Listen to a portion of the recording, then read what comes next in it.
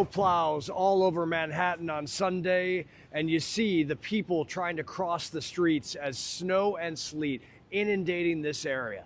Now, here tonight in Times Square, you see there's still snow all over the place, though they've done a good job trying to treat some of these roadways and sidewalks so that tourists and residents can get around. But look at this surrounding here, the lights illuminating Times Square on this evening. A very different scene on Sunday as the snow was coming down in earnest. Again, residents and tourists alone trying to make their way through Manhattan.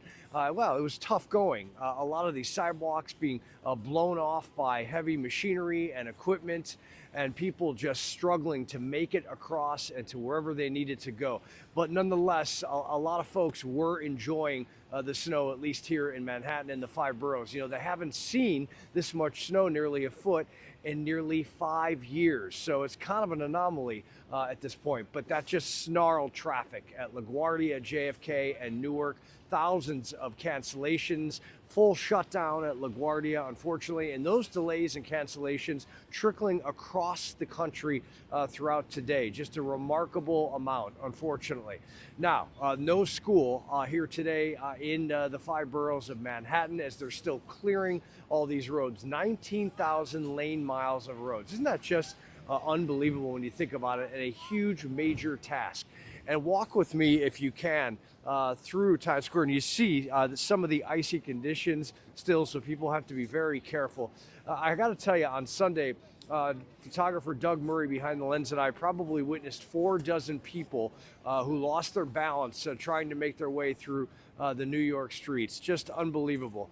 And you see the piles of snow still. Taxis flowing quite freely, which is a good thing. And everything will get back to normal, likely, hopefully by tomorrow at the airports. But a major issue is this: the deep freeze. Over 200 million Americans now in extreme temperatures for the rest of the week. Look, that is not a good situation at all. And we got to feel for everybody down south with all these power outages still in the hundreds of thousands, and the death count that unfortunately continues to rise as this huge major storm made its way across the U.S.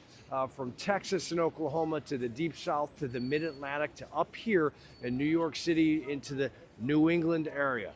Unfortunately, we are monitoring yet another percolating system that could affect the Northeast later this weekend. We'll have to watch how that goes. In the meantime, be careful if you're in New York City. The ice is still on these streets and sidewalks, and really it's probably not going to get a whole lot better because of how darn cold it actually is. In New York City, Robert Ray, Fox Weather.